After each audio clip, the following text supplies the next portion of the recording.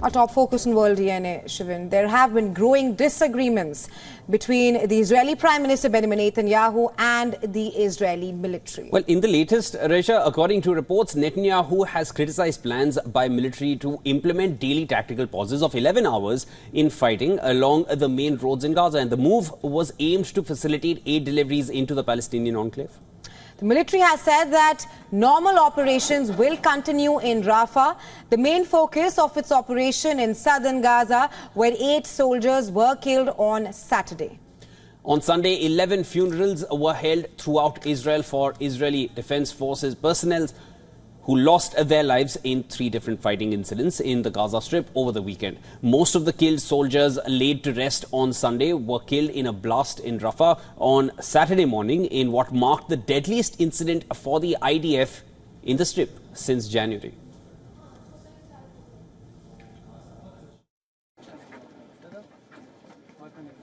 Mourners on Sunday buried Israeli military officer Wassim Mahmoud, the commander, who was killed in the Gaza Strip along with 7 of his soldiers on Saturday. At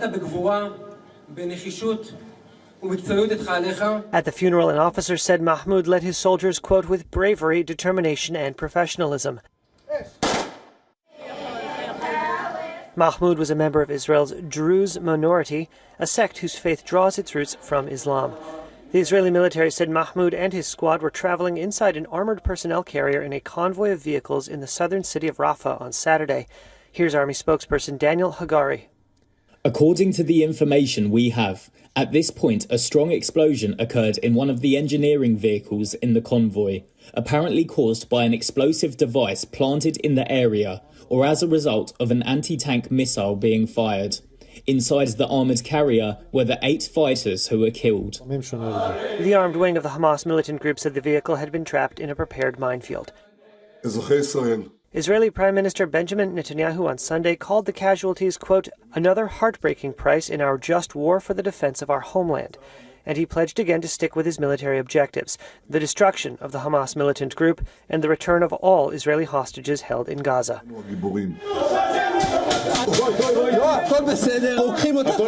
On Saturday, the Israeli police released this footage purporting to show parts of an operation last weekend that rescued 26-year-old Noah Argamani and 3 others who were taken captive on October 7th. Reuters was not able to independently verify the date or the location the video was filmed. Despite growing international pressure for a ceasefire, an agreement to halt the fighting still appears distant, more than 8 months since the start of the war in the Palestinian enclave. But Israel's military on Sunday said it would hold daily tactical pauses in combat operations along a main road in southern Gaza to allow more aid to flow into the area. The war erupted when Hamas fighters rampaged through southern Israel on October 7th, killing 1,200 and taking more than 250 captives, according to Israeli tallies. Israel's retaliatory airstrikes and ground invasion have killed more than 37,000 Palestinians, according to the Gaza Health Ministry. Israeli forces have been closing in on Rafah, where it claims brigades of Hamas fighters remain entrenched. In the Gaza Strip, Israeli army continued with the offensive. The IDF released footage of its operations in the Gaza Strip.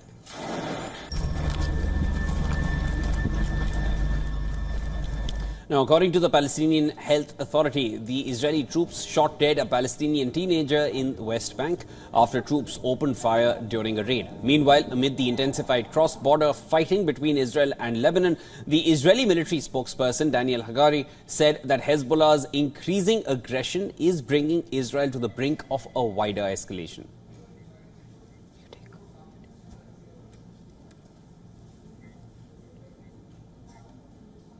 All right, for more on this, we are being joined by Charles Kupchan, who is a senior fellow at the Council on Foreign Relations and was the former special assistant to the President and senior director for European Affairs on the staff of the National Security Council in the Barack Obama administration.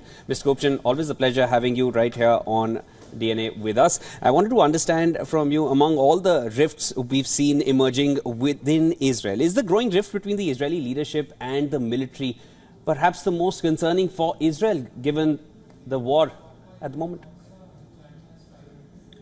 Well, we don't really know exactly what has transpired in terms of the rift between Prime Minister Netanyahu and the military. Netanyahu seems to be posturing some opposition to this idea of a humanitarian pause. But it's difficult for me to believe that the military would have introduced this major tactical innovation to sort of pause military operations along the main corridor leading from Kerem Shalom, which is where the trucks are going into Gaza, without consulting with the government. So my best guess is what's going on here is that Netanyahu is trying to maneuver. He's, number one, trying to respond to pressure from the United States, from the international community, from the international courts to get more aid in there, but at the same time faces a lot of opposition from cabinet members on the right. So he's saying one thing in English to the international community, he's saying another thing in Hebrew to his domestic audience. That's the kind of bind that he finds himself in right now. Right, Mr. Kupchan, you've clearly said that this ruling came out with consultation with the Israeli Prime Minister Benjamin Netanyahu. Another pertinent question is that how much will the pause help? Do you think that this tactical pause for a period of 11 hours can actually be trusted? Because we've seen in the past that the US-made temporary pair was also damaged. Yeah, I mean, let me just say, I don't know that the Prime Minister knew in advance. I'm just guessing that a major move like this would not be proceeded without getting the permission from on high. This is a major change because you can only get so much aid in by sea or by airdrop. Trucks can bring in many, many more tons of assistance on a daily basis. So to open Kerem Shalom, to allow those trucks to pass into Gaza and to have safe passage into those parts of Gaza where the food, the fuel, the medicine is in great shortage, yeah, this can make a big difference. And to the degree that Israel is really under a huge amount of criticism, part of it is the high loss of civilian life, but another big piece of it is that aid has not been getting in at the level at which it needs to get in. This seems to be a response by the Israeli military to that criticism. Mr. Kupchan, just one more question I wanted to take from you. Of course, there's no pause in the immediate future that we're going to be seeing. No ceasefire has been achieved since months and months of diplomacy has failed in achieving that. And of course, there's hardly any humanitarian aid which is trickling in compared to what is actually needed in the Gaza Strip. Now, do you feel at this point the neighboring nations, at least Jordan and Egypt, it's time they open up their borders and let some of the Palestinians into their land so that they can get some sort of regular life back into them? I think it's very unlikely. I mean, if there's a country that has the space, that has the proximity to open its borders to the Palestinians in Gaza, it would be Egypt. But Egypt hasn't wanted to move in that direction, in part because it's afraid that Hamas would come into Egypt. It's afraid that the Palestinians, the Gazans that would cross the border and head south might never return to Gaza.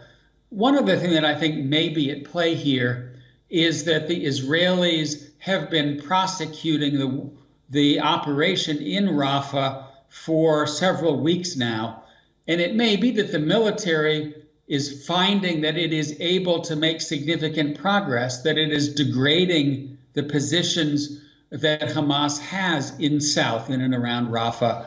That may be part of the rationale for what's going on here, that the Israelis can ease off on the military front, in part because they are getting close to accomplishing their mission. That doesn't mean that a ceasefire is around the corner, but it may mean that at least there could be a light at the end of the tunnel when it comes to getting to a situation where Israel believes that Hamas has been so set back that it cannot again carry out anything like October 7th.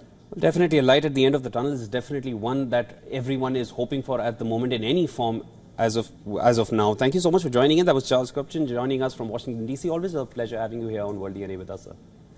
Good to be with you. Bye-bye.